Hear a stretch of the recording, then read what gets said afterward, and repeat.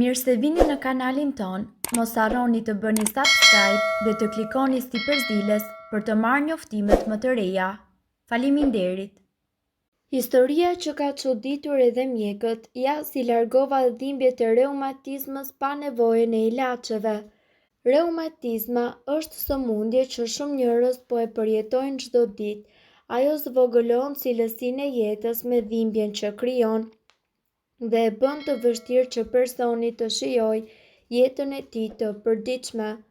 Reumatizmi është një sëmundje më shumë nën tipe dhe sot ende nuk ka ndonjë metodë përfundimtare të trajtimit. Në qoftë se edhe ju jeni duke luftuar me një problem të tillë, pyetja e parë që ju vjen ndërmend është se si ju do të kaloni këto dhimbje të padurueshme. Çfarë është reumatizma? Para se të gjejmë një përgjigje për këtë pyetje se si shkon dhimbja reumatike, le të përpiqemi të kuptojmë se çfarë është reumatizma në vetvete.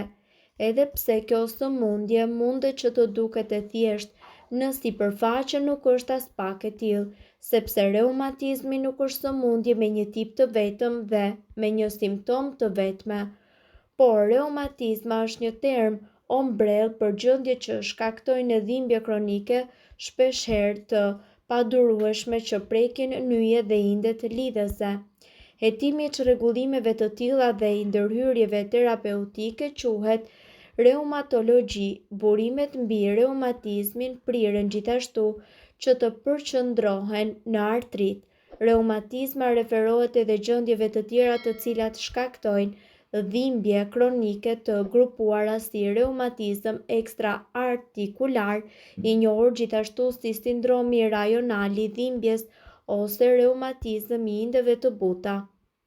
Me pak fjalë, nëse simptomat që ju përjetoni nuk përputhen saktësisht me simptomat klasike të reumatizmit, por gjithsesi keni simptoma, mundet që të jetë nga një lloj tjetër se sa çrregullimet e zakonshme të reumatizmit. Cilat janë simptomat e reumatizmës? Është e nevojshme të shqyrtohen nga afër simptomat e shkaktuara nga reumatizma në mënyrë që ju të mësoni se si të kaloni këtë dhimbje. Sëmundja reumatizmale prekin tendinat, nyjet, gjithashtu kockat, muskujt dhe muskujt e kyçeve. Midis tyre ka shumë lloje të artritit, një term i cili është i përdorur për gjendje që prekin nyjet. Simptomat e zakonshme të reumatizmit përfshijnë dhimbje të kyçeve, humbje të lëvizjes në nyje dhe inflamacion të nyjeve të përbashkëta ose zonës së prekur, të cilat shfaqen si ëndje, skuqe dhe njëkohësisht ngrohtësi. Fusha mjekësore që studion këtë lloj kushtesh quhet reumatologji. Nëse mjeku mendon se ju keni një sëmundje reumatizmale, ai ka të ngjartë ju dërgojë te reumatologët, një mjek i trajnuar posaçërisht për të mjekuar.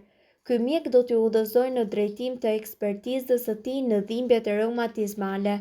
Reumatologu së pari do t'ju ekzaminojë për të diagnostikuar gjendjen. Pastaj ai krijon një plan të hollësishëm të trajtimit, duke përfshirë ilaçe, ushtrime të rregullta, një dietë të shëndetshme, menaxhim të stresit dhe pushim. Cilat janë llojet e reumatizmit? Reumatizmi përfshin më shumë se 100 lloje sëmundjesh dhe secila prej këtyre sëmundjeve në të vërtetë ka tipare të ndryshme në vetvete.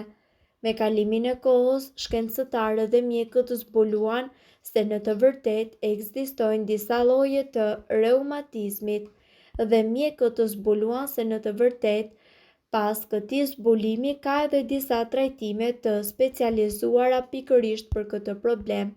Mirëpo, falë Zotit, ekziston edhe mjekësia alternative e cila duket se është lënë pas dore, por në fakt ne jemi këtu për t'ju rikujtuar atë. Prandaj ju ftojmë të qëndroni deri në fund të videos për të zbuluar se cilat kurat natyrale mundet që të përdorni. Mirëpo, para se të kalojmë te kurat, le të mësojmë se cilat janë llojet më të zakonshme të sëmundjeve reumatike.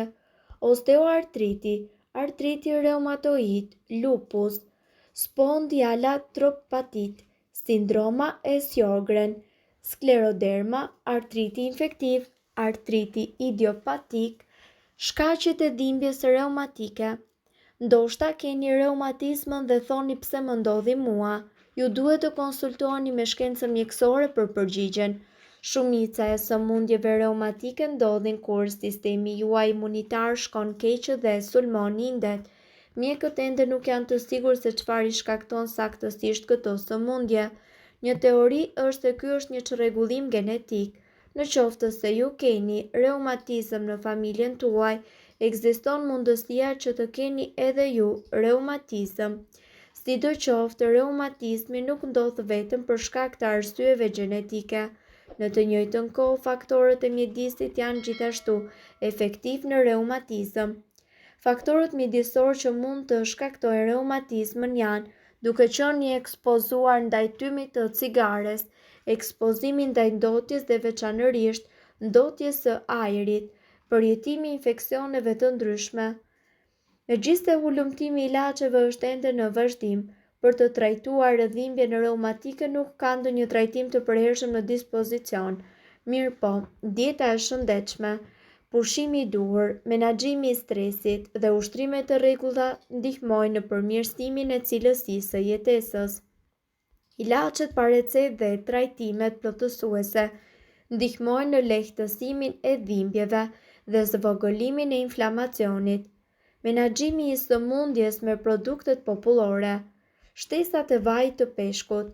Disa studime kanë treguar se suplementet e vajit të peshkut ndihmojnë në zvogëlimin e dhimbjes dhe ngurtësisë për shkak të reumatizmit. Kurat me hithër lehtësojnë sëmundjen deri në shërim të plotë. 2 gota çaj hithre këshillohet që të pihen çdo ditë për të sëmurët me reumatizëm. Në mjekësinë popullore, hithra njihet si mbretëresha e bimëve mjekësore për shkak të efekteve të saj pozitive për reumatizmën. Receta bio për reumatizmën. Përbërjet janë 50 gram xhinxher pluhur, 50 gram mjalt, ujë, limoni dhe kastraveci. Përgatitja: në 100 gram ujë ne duhet që të hedhim lëngun e shtrydhur në blender të 2 kastravecave normal dhe lëngun e shtrydhur të 1 limoni. Më pas duhet që t'i bashkojmë së bashku me xhinxherin dhe mjaltin dhe i përzijmë për 2 deri në 3 minuta. Kjo kurë duhet që të konsumohet një herë në ditë e gjitha me porcione gjatë ditës, jo e gjitha për një herë. Kura do të vazhdojë për 3 javë rresht dhe efektet e lehtësimit ju do t'i ndjeni që në javën e dytë. Ndërkohë, nëse është e nevojshme mund ta përsërisni kurën duke bërë 10 ditë pushim. Mirë, po kjo nuk është video e vetme që ne kemi bërë në lidhje me dhimbjen e kockave dhe reumatizmës. Prandaj ju ftojmë që të dëgjoni dhe videot tona të mëparshme, ku para se të drejtoheni tek ilaçet dhe farmacitë, e mira është që të përdorni dhe disa receta të mjekësisë alternative, por kurse si pa këshillën e mjekut.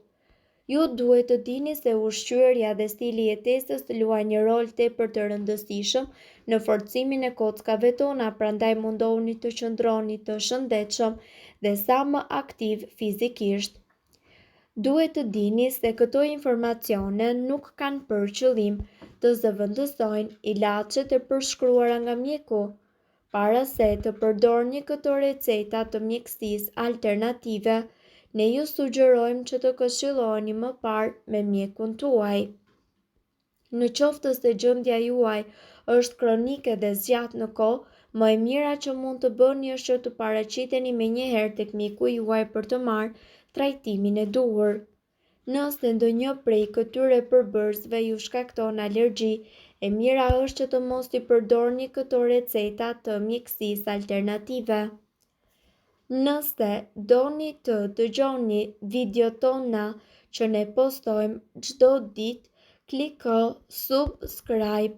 Ju ftojmë gjithashtu të bëni like në videot tona nëse i keni dëgjuar dhe pëlqyer ato.